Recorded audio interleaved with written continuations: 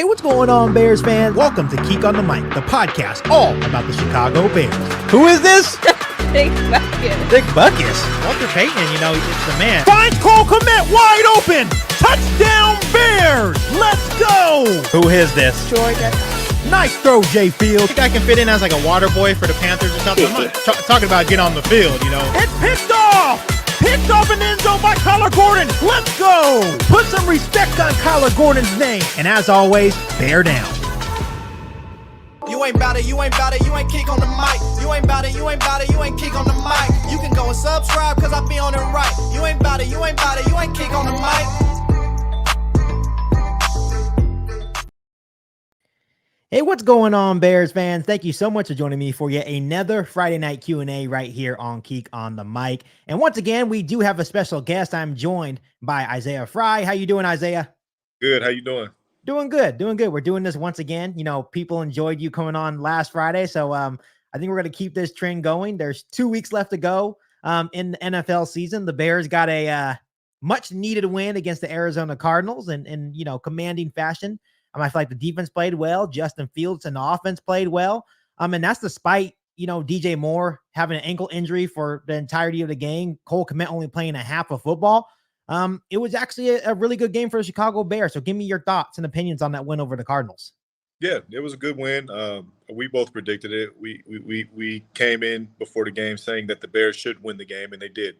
And defense performed well as usual. Offense had their moments where they did well, and they had some moments where they were sputtering a bit. But all in all, man, a win is a win in the NFL. So it was a good win for them. Yeah, and for me personally, that the biggest thing, and this is just coming from a delusional Bears fan, of course, the Bears still have a 1% chance to make the playoffs going into this game against the Atlanta Falcons. Obviously, the Falcons are 7-8, the Bears are 6-9. And this game has, as crazy as it sounds, some playoff implications for both teams. Atlanta's still barely hanging on. The Bears are still barely hanging on. So this is actually going to be an important game for both franchises. So what are your thoughts and opinions on this game? I'm looking forward to the game. I actually think it's going to be a really good game. Atlanta's not doing too bad right now, and as we know, Chicago is up and coming. So I expect this to be a good game. I'm actually going to sit down and really tune into it because it's actually one of my favorite matchups of the week. So I'm excited for it.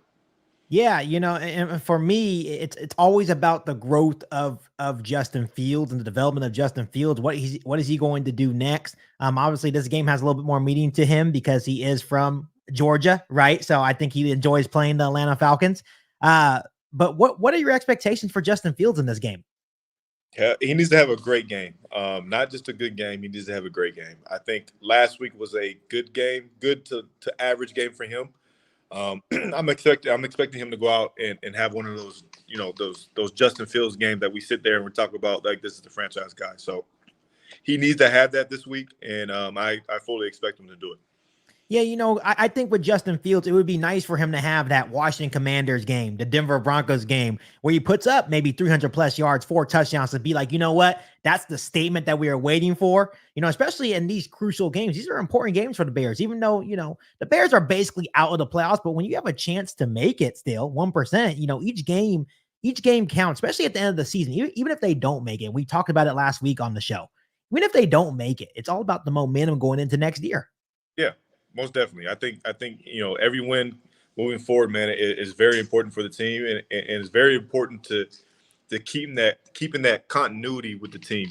I think if they went out, man, you have that conversation about Eberflus. I think you have to sit down and really think about, do we want to get rid of this dude who improved this defense in a 180 turn and clean house on offense and go from there. So, it'll be interesting to see what happens and what unfolds in the next 2 weeks.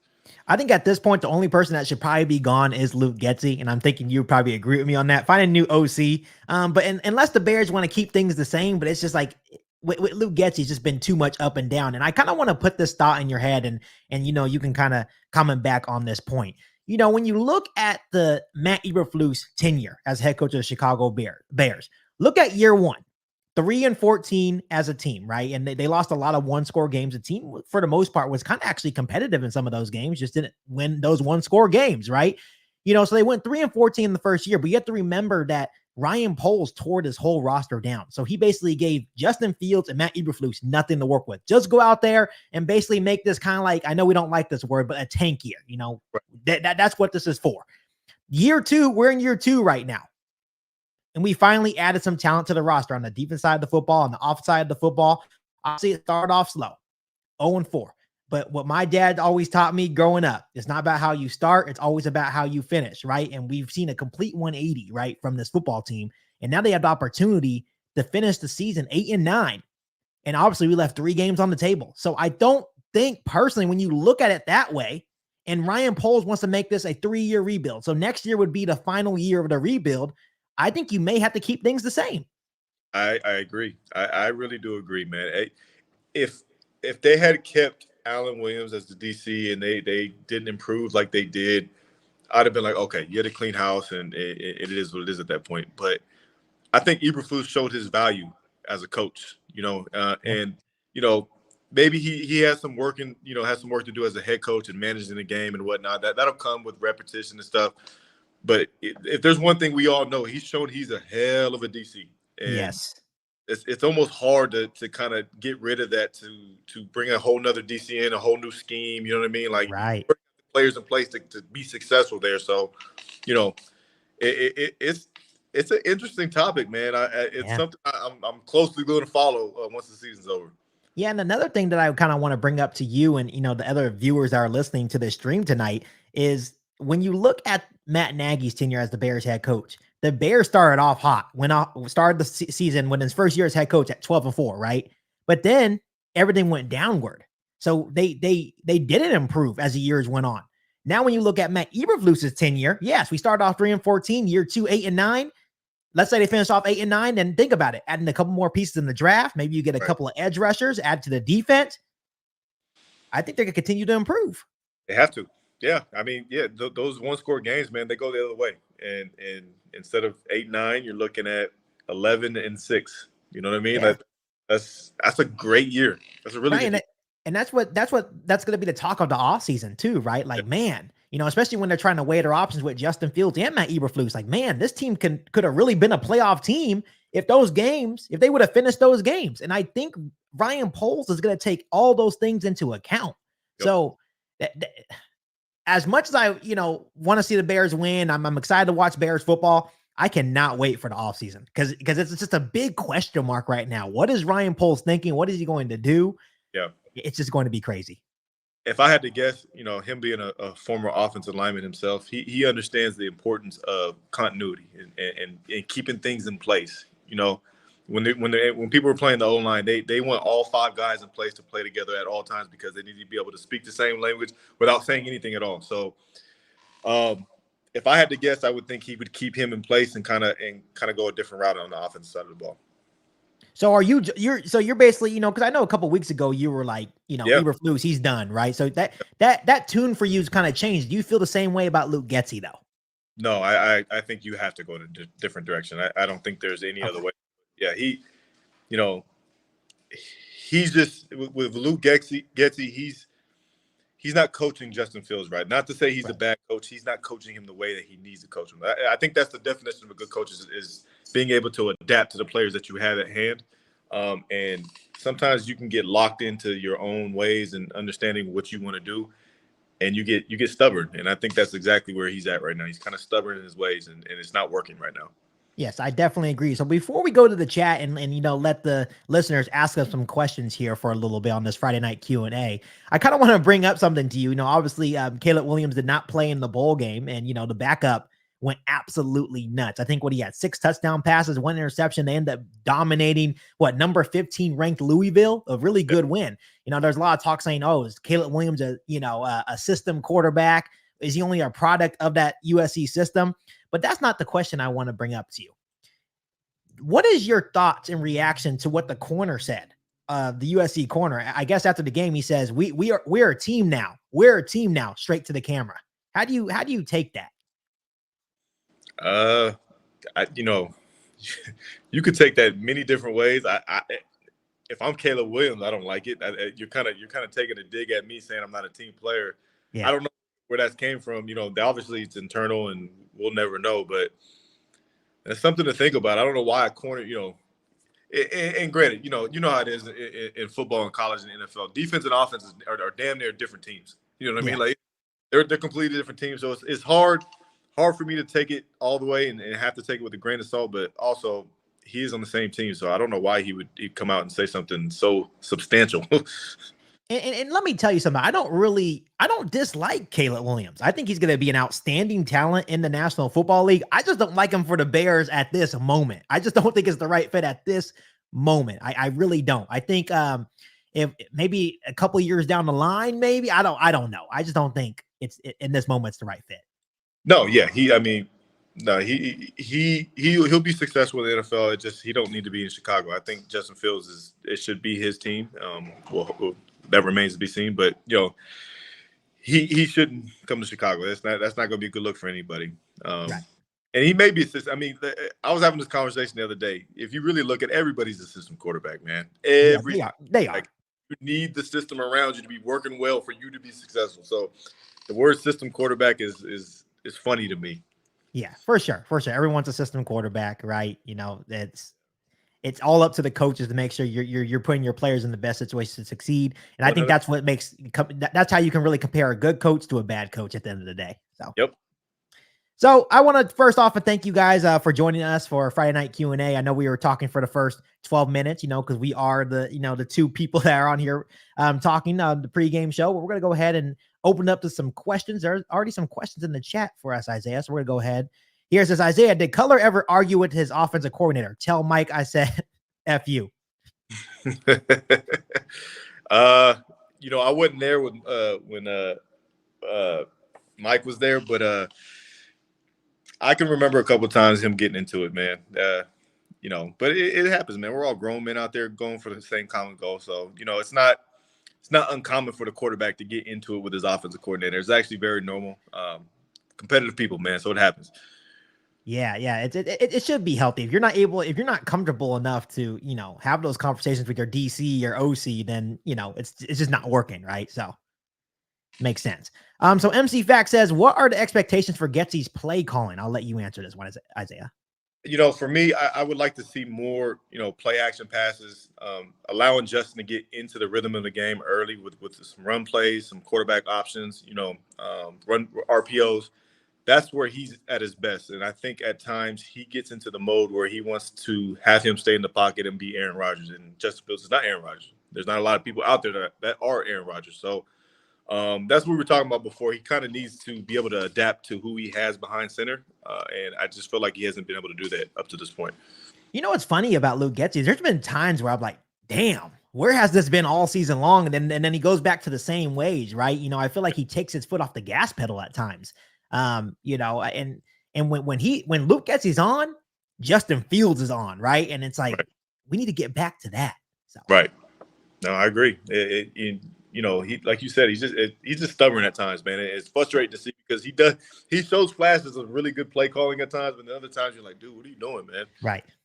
I think he just gets too fancy, right? It'll be like 3rd and 1, and he's trying to do a toss play to DJ Moore, that's behind 2 yards behind the line of game. And it's like, what are you doing? Man, come on, especially when you have a fullback in Kari Blasingame, we barely use them in terms like handing them the ball off or getting an I formation, things like that. It's just you don't have to overcomplicate things at times, So. No. So we have a question from Kingdom Seekers. If they fire Luke Getsy, what is the best OC available in free agency? I think we talked a little bit about this last week. I think we said what Ken Dorsey's out there, Pep Hamilton possibly. What other names come to mind? Bieniemy. For sure. He's that's your number one if he gets fired. If he's out there available, man, you go get him because it looks like the Commander's staff is not going to stay intact, and I'm sure he'll be available. I mean, there's no telling. He might go back to Kansas City because they need a lot of help again. Matt Nagy. Matt Nagy, they're trying to find the whys in Kansas City. Yeah, that's where the system comes in, right? So, God. But he would be a good option in my eyes to come over here to Chicago. Yeah, for sure. I like the idea of Bieniemy. Anyone that can come in and because if they keep Justin Fields, this would be the last crack at finding a good OC. You can't keep finding these different coaches. Eventually, you have to clean house. Like what, just isn't working. But you have to put your best foot forward to make sure this OC is the right guy. Right. So let's go ahead and go through the questions. Thank you guys so much for interacting with us. MC Factor just added to our conversation. He said, thoughts on OC candidates, Bieniemy, Byron Leftwich, Pep Hamilton. He mentioned that QB developer of Andrew Luck and Justin Herbert, Frank Reich. Frank Reich wouldn't be a bad option. I understand. This is how I put these guys, right? Frank Reich is not a good head coach, but he's a hell of an OC. Right. That's how, some guys are like that. It was Adam Gase a couple of years ago, right? He was terrible head coach, but he knows how to call a damn offense. Where is he anyway? I haven't heard that name. I think he's on the couch eating potato chips at this point. I just remember seeing his wide eyes, man. It looked like he's on Adderall game. But yeah, I like Pep though. Pep would be good. Byron, I like Byron. The thing with Byron though, it's hard for me to give him a lot of credit because the only time I ever seen him successful was when he had, Tom Brady behind center. So, it wouldn't be bad to give him a shot, but you never know. That'd be taking a gamble. Yeah, I don't know if I want Byron Leftwich because your point that you brought up, about you've only seen him behind Tom Brady. Yeah. Same thing with Luke Getsy. He had Aaron Rodgers, but he wasn't calling the offense. He was the quarterback's coach. I don't know. This has to be the right guy. It has to. Yeah, for sure. All right. We got someone in the chat saying, do you think Darrell Bevel would be a good OC for JF1? Yeah, I think he'd be a good fit. It would be really you would have to see how they interact, man. I think that's the biggest thing for me. Not very familiar with Darrell, but I've heard some good things about him. I think that'd be, that possibly could be a good fit for him. Yeah, they're talking about this offensive coordinator from the Houston Texans, Canellas or something like that. I guess he was a big part in developing. I can't think of the top of my head, but it was two notable quarterbacks, right? That they said Geno Smith, and then obviously what he's doing with it's Tampa Bay. What he's doing with Baker Mayfield right now in that Tampa Bay offense, how they look because Baker Mayfield #1 overall pick, and he was down in the dumps. It looked like he was done. But but they were talking about head coaching options. I'm not sure if I'm not. No, we're not doing that. Yeah, I'm not sure. Yeah, I don't know if that's gonna work right now for a head coach. Right. We got Chad in the chat says, love the mock draft. I posted a mock draft today where I did draft Marvin Harrison Jr. I traded back, still got Marvin. Also picked up Keon Coleman from Florida State, the receiver. Hey, I said, you know what? Yeah. Damn the defense. Sorry, Isaiah. I know you're a defensive guy. Damn the defense for one time in Chicago. And let's bring in some offense. God damn it. Hey, go 4 wide, man. We'll make it work. That's cool. Right. All right, we have Jess in the chat saying, why do people say giving JF1 a possible bad contract is too big of a risk? If he gets an extension, that means he played fairly good at least a year or two. And teams like San Francisco and Philly, Jimmy G and Wentz. For me, I hate that conversation about, we're going to have to pay Justin Fields. No, next year, Justin Fields would cost $6 million. If he plays good next year, then you could franchise tag him for about $20 million. That is a fairly good contract for a quarterback that is playing good football, right? We're not saying we have to pay him $50 million a year yet. And I don't know why that conversation keeps coming up. Yeah. I mean, we have to take advantage of this rookie contract that he's on, man. And it'd be a fantastic time to just allow that to play through for one more year and see what you can get around him. And like you said, if he doesn't play well, man, it is what it is. You move on, you find another quarterback. But if he does play well, you have the option of franchising. You have the option of extending him and allowing him to play in Chicago a little bit longer. So, there's a lot of different ways you can go about it. But the best scenario is just to keep him in place. Absolutely. I definitely agree. Let's go ahead and, I like to, post all the comments, even if we don't agree with them. I keep it open, right? That's the point of this show is everyone has a right to say their opinion.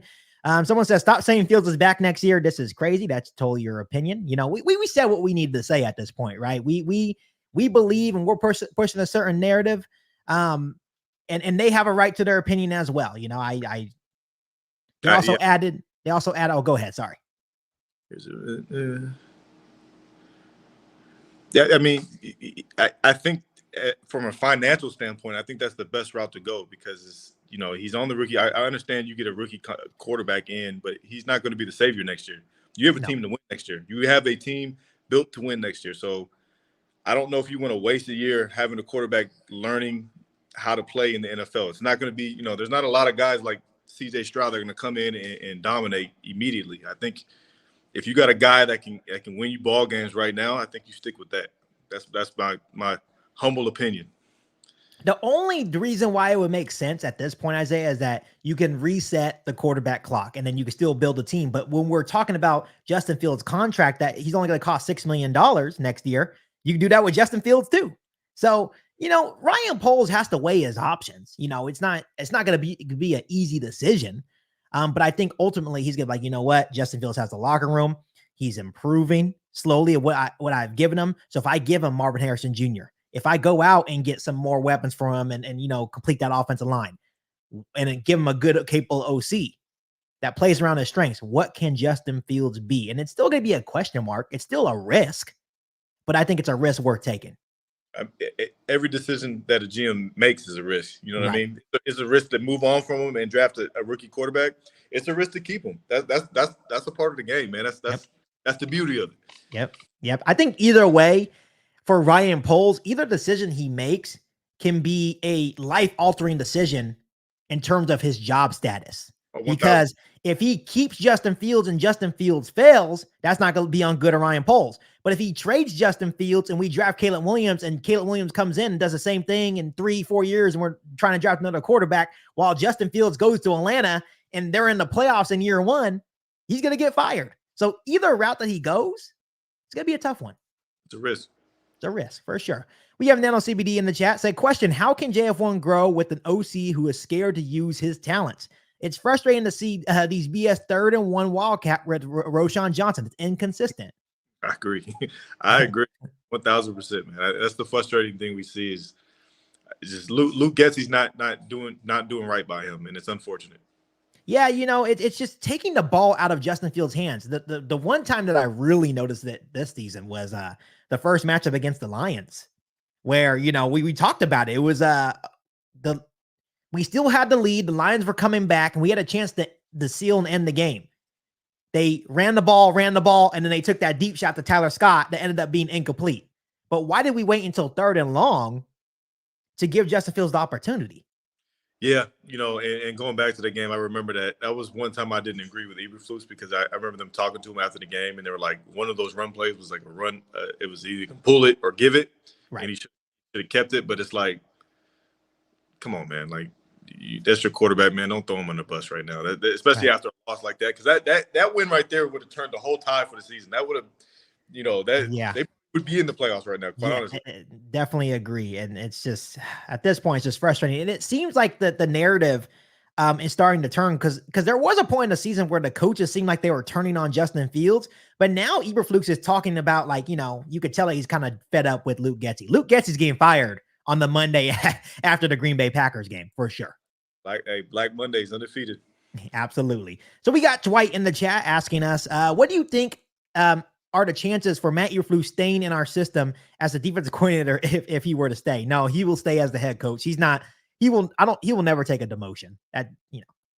Yeah, I don't think, I don't see that at all. I think the best route to go is just keep him as a head coach and keep him as a DC.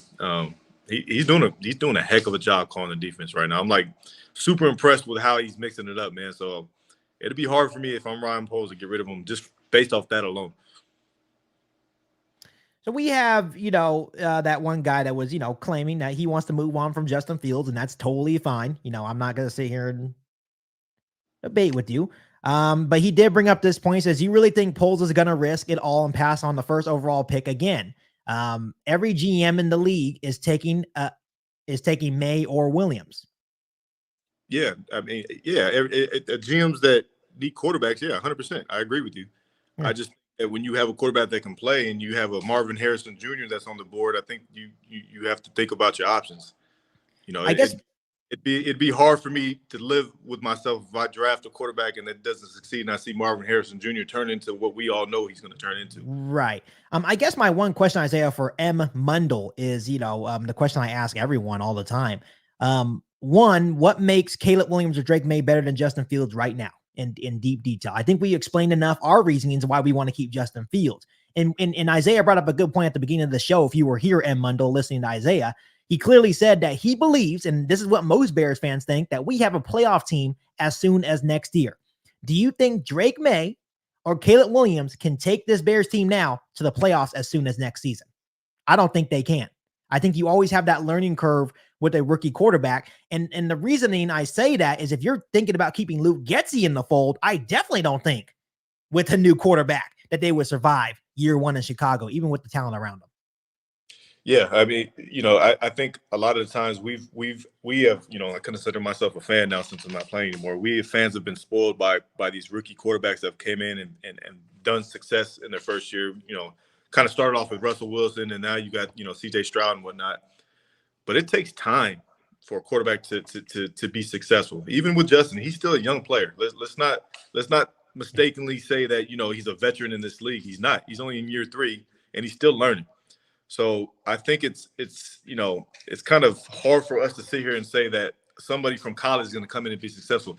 It's hard to say. You're not, everybody's not C.J. Stroud, man. So, like we said earlier, it's a risk either way.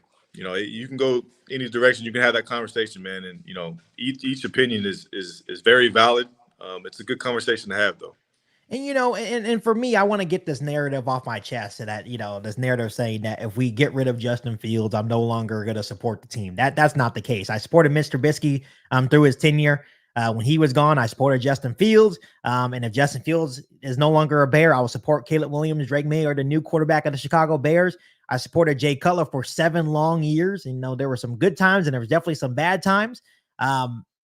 But I've never felt, even despite people liking to bringing up the record, the 9-27 record of Justin Fields, I feel like Justin Fields is the most talented quarterback that the Bears have ever had, and I truly believe that he has all the tools to be a really good quarterback. And I think it would take one season with a good proven offensive coordinator, something that the Bears have never given Justin Fields, to really show his worth as a franchise quarterback for the Chicago Bears.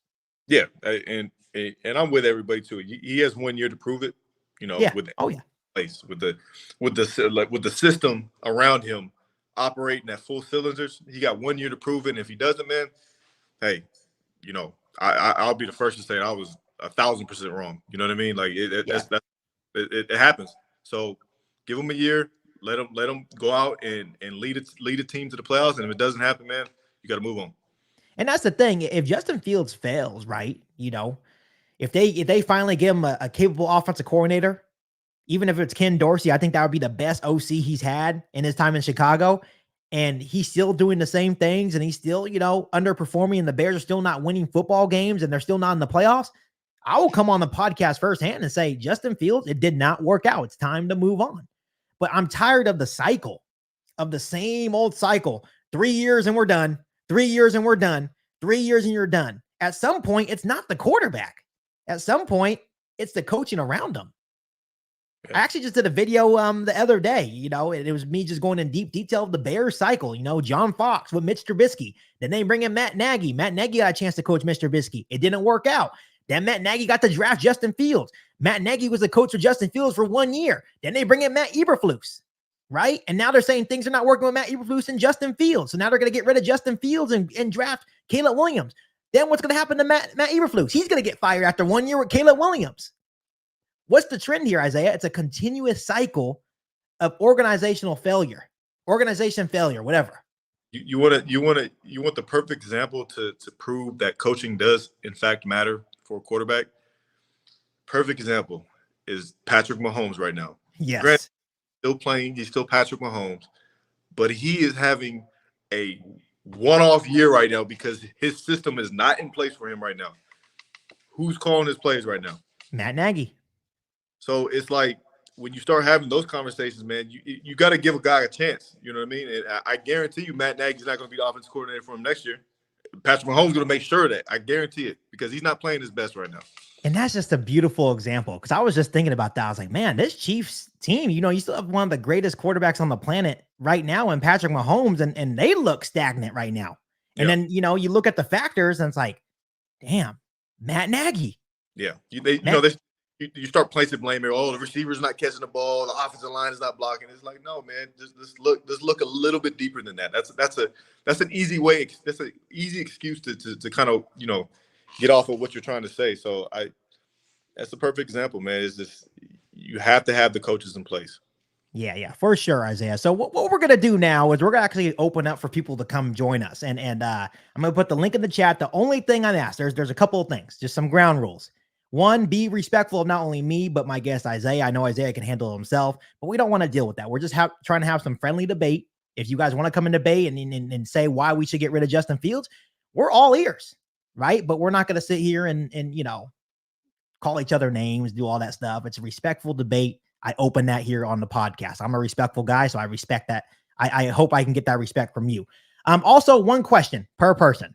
We don't want to sit here and ramble on for 10 minutes, right? Ask us one question. You come and ask one question to Isaiah, or you're going to come ask one question to me, or it could be a joint question, right?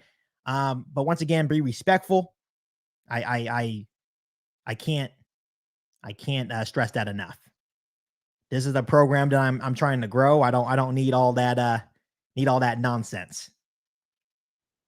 All right, so the link's going to be in the chat. As of right now, if you guys want to come join, you guys already heard the ground rules. And we'll do this for about the next 30 minutes before we hop off here. We will continue our chat about, the Falcons-Bears game, give our predictions at the end of the show once we do this for a couple of minutes. Once again, I do appreciate you guys tuning in on a Friday night. I know it's pretty late here.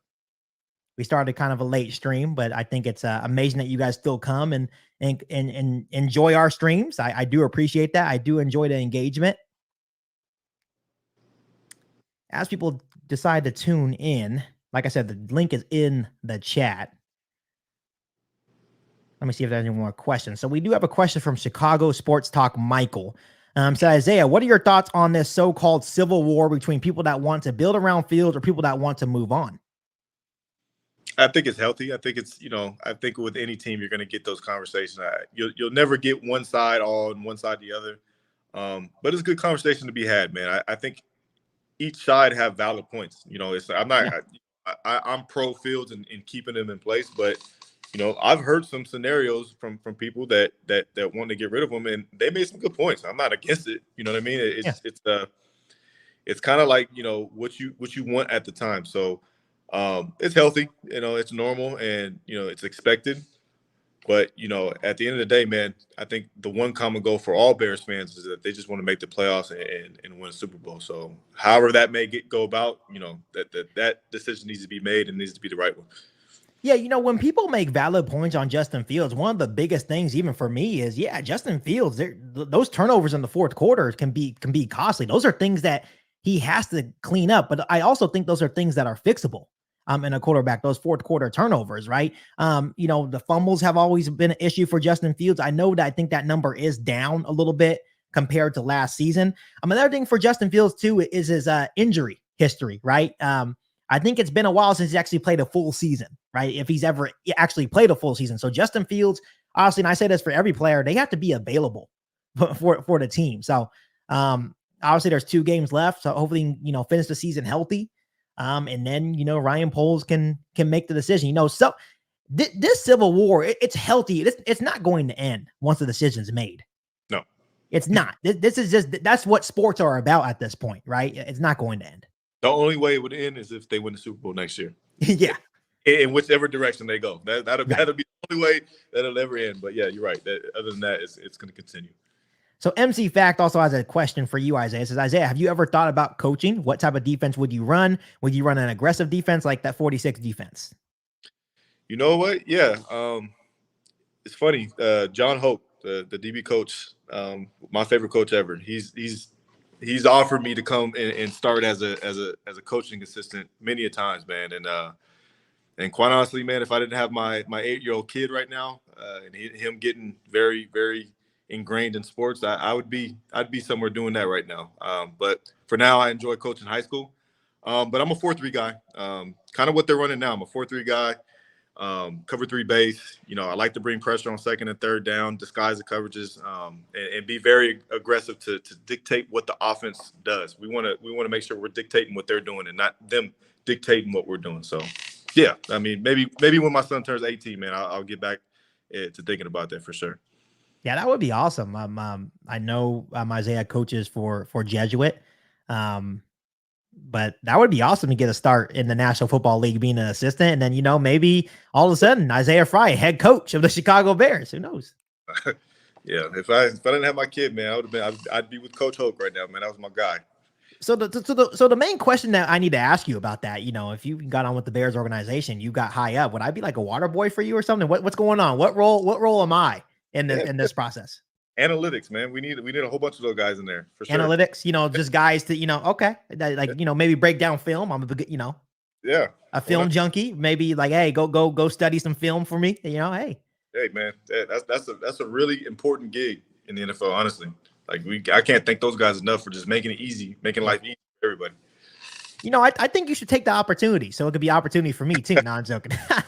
Yeah, we'll see in about 10 years, man. When my son's graduated, I'll think about it. Hey, I'm still gonna be. Hey, I'll still be in my mid 30s. I'll be good. It'll be good. I'm good now. I'm getting old. He's trying not to say his age on the live stream. Like, oh, maybe I should back up on that. All right, so we have Jerome in the chat saying, do you think if the Bears planned on trading Fields, they would take a chance on an injury by letting him play still? I think it can go both ways in that too. If they are planning to trade Fields, they're trying to, maybe bump up his value a little bit, but that's also a good point. It's a really good point. I would have to agree. I think if they were trading him, I think they would probably sit him. I think he's enough to know what his value is at this point. So I think by him playing tells you everything what they think about him right now, because you see what, and obviously this is a financial decision they're making over there, but you see what Denver's doing right now. Right. They're sitting Russell Wilson strictly for financials, but still, you know what I mean? They're obviously going to get rid of him. They did the same thing with Carr last year. So that's a really good point you brought up. Yeah, I think it's an amazing point that you brought up. Thank you for bringing up that question to our attention. Someone also said in the chat, Kenneth said, but Caleb has fumbling problems as well. That is true. He holds onto the ball he holds onto the ball as well. Justin Fields and Caleb Williams kind of remind me a lot of each other. I just feel like Justin Fields is more athletic. That's how I kind of look at it, in terms of speed, I guess. I know Caleb Williams is an athlete. He can do a lot of improv stuff, much like Justin Fields. Has a really good arm, really good accuracy. But their game is very similar to me. Yeah, it's just, I want to see Caleb in the NFL setting when he has 4 grown men that can get after the quarterback after him and not being able to hold it. Like, you're able to do that in college, but, even Patrick Mahomes didn't do that when he was in college. He was able, he got his back foot down, he got it out. So, you kind of got to get a feel for him to start doing what he was doing in college. So it'll be interesting to see once he gets drafted how he applies that in the league. Yeah, there was actually a video on TikTok before we hopped out on the stream. It was like a 6'6", 340-pound defensive lineman running track, like the 100-yard dash. Yep. The dude didn't get last place. Like he was like third place out of like 10. And I'm like, okay, that's not normal. But there are some legit aliens running out there on the field, man, and it's scary to watch. So the Serial Connection said, my boy Gnome coaches at Jesuit. No. He okay. No. You know a Gnome? Yeah. I don't know him as Gnome, but yeah. He's on the free act. He was a freshman. Yep, for sure. Okay, cool. Cool. Small world. I know Serial Connection. I think he may be Sacramento area as well, I believe. Yeah, so 916. That's what I'm talking about. All right. Someone in the chat says, don't you just get the vibe this team is definitely going to finish out strong here in the final home game? I mean, even despite some injuries, the momentum has definitely changed. Absolutely. The Bears are 4-2 in the last 6, and when you look at those 2 losses, they shouldn't have been losses. So the Bears are going to have been 6-0. Yeah, I agree. I think these last 2 games, man, they get the wins. This is going to be a really good look for Chicago. They're going to finish out the season really strong. And honestly, Chicago we haven't felt like that in years. I can't remember a year where at the end of the year you actually felt good in going into the offseason. So this would be a really good look for them. 2018, after the 2018 season, even after the double doink, I was like, okay. After that, I was like, okay, we're going to come back next year and it's going to be good. But it never happened. Every year I was there, man, it was a heartbreak. Every single time. We went 10-6, didn't make the playoffs. Went 8, didn't make the playoffs. lost by a Hail Mary by Aaron. It's just always bad there. Isaiah, just stop talking. Stop bringing up. Opening up old wounds. My bad, man. My Hey, bad. Hail Mary and Aaron Rodgers are not allowed to be talked about on this show. Man. So, okay. Junior Jordan says, do you believe in drafting a talent like MHJ or trading number one pick for a King's ransom? Both. Yeah, you have to weigh your options. I think we talked about this a couple of weeks ago. It's like, there was, I think, the scenario you brought up with like trading with the Raiders and getting Max Crosby. Those are some things you need to think about. You know what I mean? Like Max Crosby is an absolute animal. But I think Marvin Harrison Jr., man, is going to be one of those special ones, honestly. So you just got to weigh out, what's going to be best for the team in the moment and go from there. I can't wait for the NFL draft because I feel like it's not even a complicated decision. With the number one overall pick, the Chicago Bears select Marvin Harrison Jr. Shouldn't even be a question. Unless someone's offering you 3 first-round picks, Marvin Harrison Jr. should be the guy, personally. All right, so we have Chris N. This is a pretty good question. Say, if you can add only one free agent, who or what position would it be? I'm gonna be completely honest. I'm not too. Who's up for free agency next year? Yeah, some big names. Honestly, it's the edge rushers. There's got to be a whole bunch of edge rushers. So we got Chase Young, Brian Burns, Daniil Hunter. Right. We got that defensive tackle from Baltimore that's really good. You got Chris Jones. So personally, I think Ryan Poles and the Bears can address free agency, the defensive linemen in free agency. Like, go get Brian Burns. Go get Brian Burns, right? Go get Chase Young. Go get one of those guys, right? And then focus on offense in the NFL draft. So for me personally, Chris, I would say probably defensive line edge rusher will be addressed in free agency. I would like them. Yeah, that's my number one. But if I had to pick a number 2 on defense, I think they should go look for a ball hawking free safety To replace Eddie. Yeah, because Eddie's getting out. And don't get me wrong, Eddie's a dude, man. I like love the way he plays. He's getting a little bit older right now, so if they can have like a bridge year for another guy, or if they draft a guy, but if they need a guy in the free agency, I'm sure there's somebody to come in, man, and put a top on the defense. Right.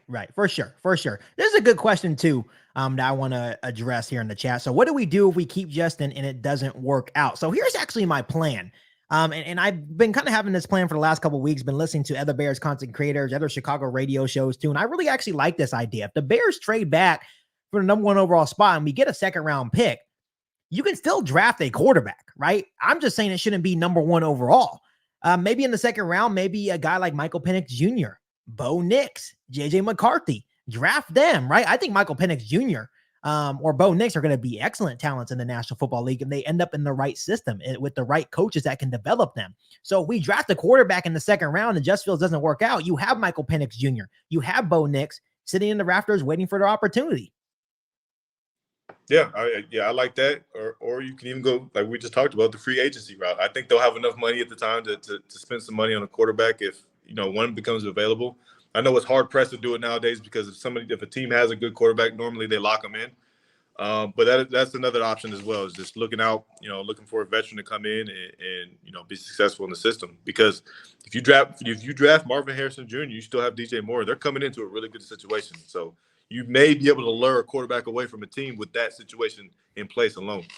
And here's the thing. I think competition is good. If you draft a quarterback anywhere, like in the top 3 rounds, that's going to light a fire under Justin Fields. I know he's not a rah-rah guy, but he's like, okay, that's noted. And I think that would be good for Justin to be like, kind of give him a little bit of push. I think I like Tyson Bagent, but I don't think he's a threat for Justin Fields' job. I truly feel like Michael Penix Jr., Bo Nix are going to be really good players in the National Football League as long as they end up with the right teams. And I know it sounds foolish to think the Bears are the right team because that's where quarterbacks go to die, right? But if you bring in, the capable offensive coordinator and the right offensive staff, we could be cooking with some grease in Chicago. 100%. You like that saying, cooking with some grease? You like that saying, huh? I saw you like, okay, that's clever. Yeah. Oh, that's one of my favorites. I know Roquan Smith said that. I remember it was in a mic'd up when he was with the Bears. He's like, all right, y'all, we're cooking with some grease. And I'm like, oh, that's tight. I like that. Yep. I like that. I do want to bring this up. I did try to get Isaiah out of retirement, to bring him and come play flag football with me. But I only want him if he was going to play defense, right? Because that's what he played. And he's like, I can't do it no more. I could be your quarterback. I was like, quarterback? quarterback, man. That's it. I can read a defense like nobody. Yeah, I can check it down, man. I can get you 4 seams down to cover 3, 100%. I told my brother-in-law because he's playing quarterback now. I was like, can you imagine if we had Isaiah playing defense for us? I'm like, it would be a wrap because we have a whole lot of speed on our team. I got that 4.3 speed Isaiah out there, so I'm out there blazing. But I'm like, can you imagine? Yeah, my knees are not kneeing no more, man. It's not it. Yeah, you got me playing safety. They're gonna put me at safety, and I'm like, man, I'm about to get burnt. Yeah, I'll play quarterback and I'll call the defensive plays for y'all. That's how we'll do it. Okay, so you say you'll come be our coach. All right. Basically. That's about it though. You're not stepping foot on the field. Yeah, no. Okay. All right. Someone said that's exactly what they want to do. The guy that asked the question saying, I think it would be smart to, trade down, maybe add a quarterback later in the draft. There's a lot of good quarterbacks in the drafts, not just Caleb Williams. And that's the conversation that's kind of going on right now. Is like, why is Caleb Williams, the consensus, number 1 in the draft? Why is he already the number 1? There's Jaden Daniels. There's a couple of, Drake May. Maybe Michael Penix Jr. shoots up the board. Bo Nix shoots up the board. Quarterbacks always shoot up the draft board the closer the draft gets. Yeah, it never stays in place. All right, so we got Nano CBD. I do like this question here. Let's go ahead and look at this question. Said, Keek, what about Mooney in 2024? Fans are mad at him. I don't know about Mooney, man. I do love Darnell Mooney. It's just I don't think it's working out anymore. I think it may be time for a fresh start for him in Chicago. Yeah, that's fair. I know that dropped Hail Mary is gonna sting for a while, but he hasn't had his best year. I think it's hard to say because he is a true number 2 receiver. Yes. So we were expecting him to get a little bit more production, especially with attention going to DJ Moore. But I may agree with you on that. He may need a fresh start somewhere else to kind of go and find it, on a different team. Yeah, for sure. So we have someone in the chat once again says, I'm guessing saying I'm out on Justin, but if we keep him, who would you guys want as head coach? If we were to get rid of Matt Eberflus, I want a guy with a proven experience. So I think for me, it would have to be either Tomlin, if he's available, Harbaugh, if he's available. If we're not going for a proven head coach, I guess Ben Johnson would be a good one. I think Ben Johnson, Bieniemy. It definitely probably have to be an offensive guy. But that's the thing. Like that's why the Monday after the final game of the season, that's when things will be a little bit more clear for us. To be like, okay, now we know Dable's available. Now we know Bieniemy's available, right? Harbaugh's ready to come back. Tomlin's available. So, yeah, I agree. Tomlin would be my number 1 choice if he was available, but there's no guarantee that he'll even be there to even have the opportunity. So, that's a good question. Yeah, it is. Yeah, thanks for the question. I really appreciate that. So we have Kenneth in the chat. He says, I'm a barber in Vegas, and my client that plays for the Raiders said they want Justin more than any of the top picks. Why can't some of our fan base see that we have a QB already? And I actually want to bring this point up to you since this question kind of came up. I was actually on social media the other day, and there's like this rumor going around. I know it's probably false, but they're like, the Bears could be demanding a first-round pick for Justin Fields. And I kind of sat back and I'm like, well, if he's worth a first-round pick, that means other organizations think he's a franchise quarterback. So why would you trade a franchise quarterback? Yeah. Things get real sticky in the offseason, man. It gets funny. That's a headline, actually. You dive deep into that. Yeah, I can't wait for the offseason. Yeah, it doesn't make sense, though. I don't know. I'm sure if AP is able to keep that job, man, I'm sure he would have no problem bringing him in to be the quarterback. Yeah, right, for sure. So we have Henry in the chat saying, what do you guys think is the money Jaylen Johnson will get since he is balling out more since the trade deadline? 18 to 20 million a year. It might have to start at 17 at least. I think Ryan Poles should have probably paid him when he had the chance before he started balling. Right now it's looking like it's going to be a expensive contract for Jaylen Johnson, and it's worth it, right? He's been balling.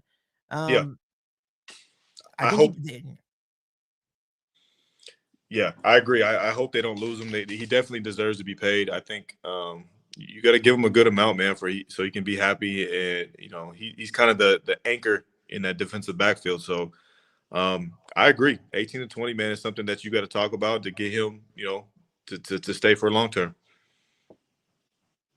Yeah, yeah, I think he deserves it. And we talk about keeping the pieces in place, and Jaylen Johnson is a building block at this point for this franchise. Yep. Um, and then if you get rid of Jaylen Johnson, if you don't re-sign him, now you're gonna have a hole at your cornerback one spot.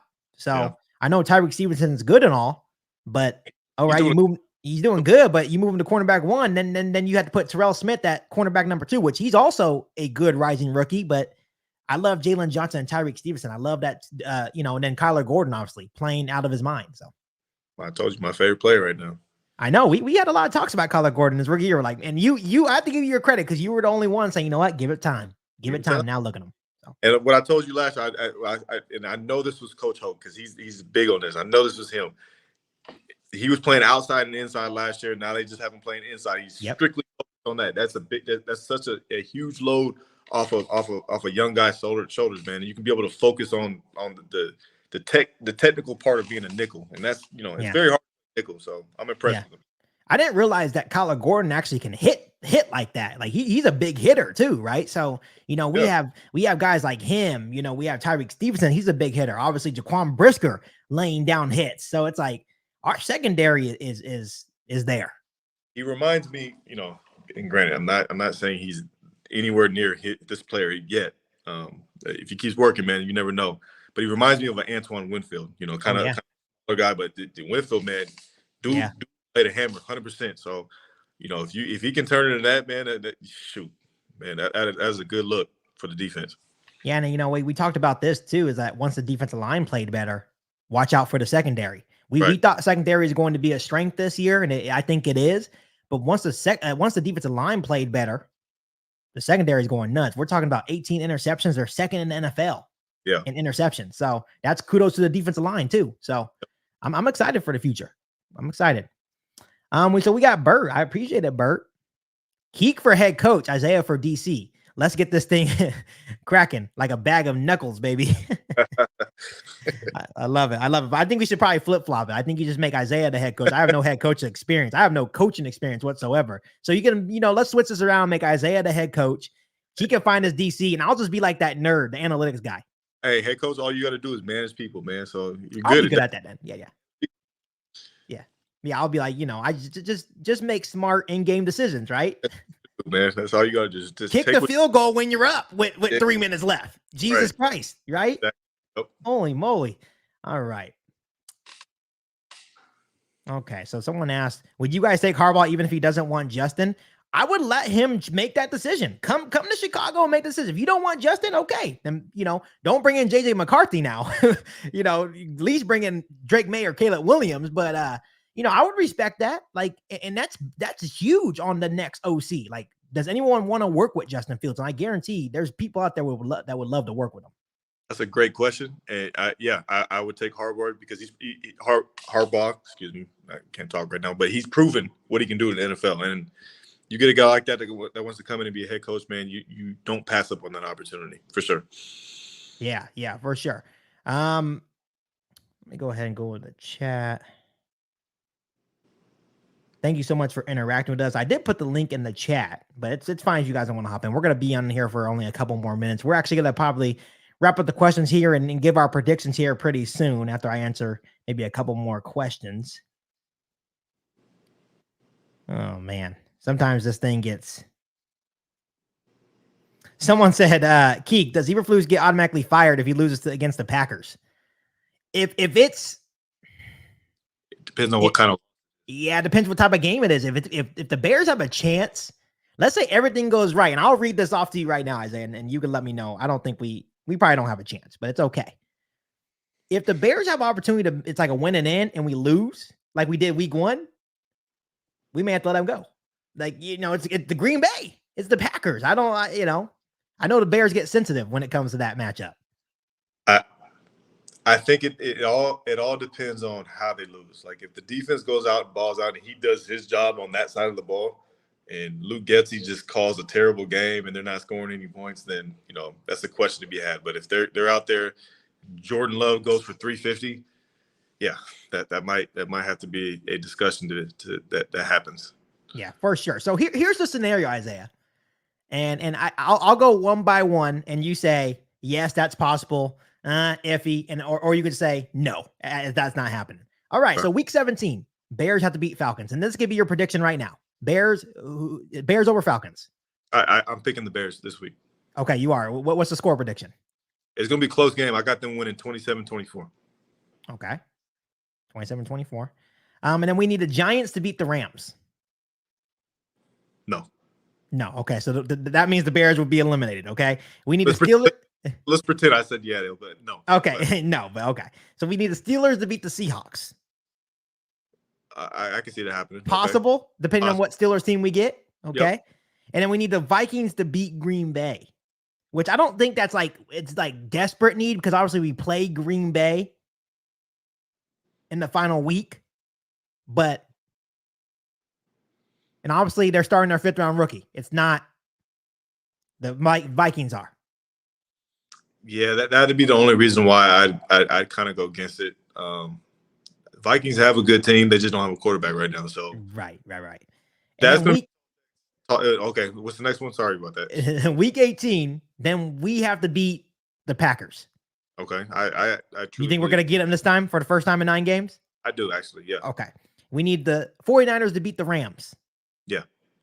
We need, and this one's just comical because I think everything else can possibly go right, and then this game, if everything goes right and we run into this game, we're gonna be shitting bricks. I'm not even gonna lie to you.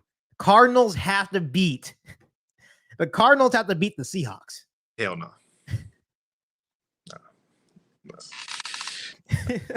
Oh man, I love it. And then out. That's out. Oh man, that's funny. You didn't even have to think about that one. And then the Falcons would have to beat the Saints. Yeah, I can see that happening. So if all those things happen, the Chicago Bears at 8 and 9 make the playoffs. It's possible. You never know. You got to hit the jackpot, man. I love it.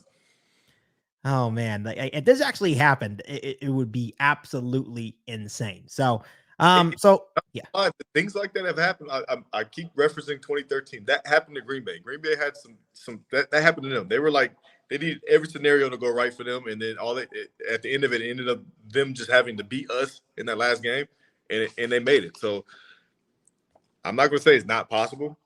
It's definitely possible, but that scenario right there with you buying on the Arizona Cardinals. Wouldn't that be we would have to send them a gift basket if they got it done? Yeah.